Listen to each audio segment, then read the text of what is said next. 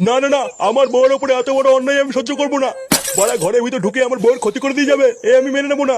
আর তোমার বউয়ের যখন এত বড় ক্ষতি করলো তখন তুমি কোথায় ছিলে? লেওড়া আমি তো ঘুমাচ্ছিলাম, আমি কি করে জানবো ঘরে ঢুকে পকপক করে যাবে?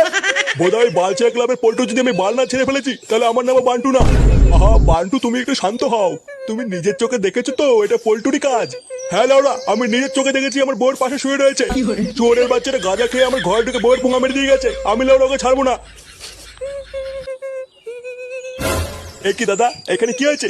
বাড়া ওই পাড়ার বালচা ক্লাবের পল্টু কানকির ছেলেটা গাঁজা খেয়ে কাল রাতে আমার ঘরে ঢুকে বউর সাথে পক পক করে গেছে। না না, আমরা এর একটা মিহিত চাই। লেওরা আজকে গাঁজা খেয়ে ওর বোর গুষ্টির গার মেরেছে, কিন্তু কালকে যে গাঁজা খেয়ে আমাদের ঘরে ঢুকবে না তার তো কোনো গ্যারান্টি নেই। আমরা লেওরা এর একটা মিহিত চাই, ওই পল্টুর গার মারতেই হবে। শুধু ওই পল্টুকে কেনালেই হবে না, এর ভিতরে আমার ছেলেও আছে। লেওরা আজকে সব কটার গার ভাঙবো। চলো ভাই সব, আজ এই বালচা ক্লাবে আগুন ধরিয়ে গার মেরে দেবো। হ্যাঁ হ্যাঁ, চলো চলো।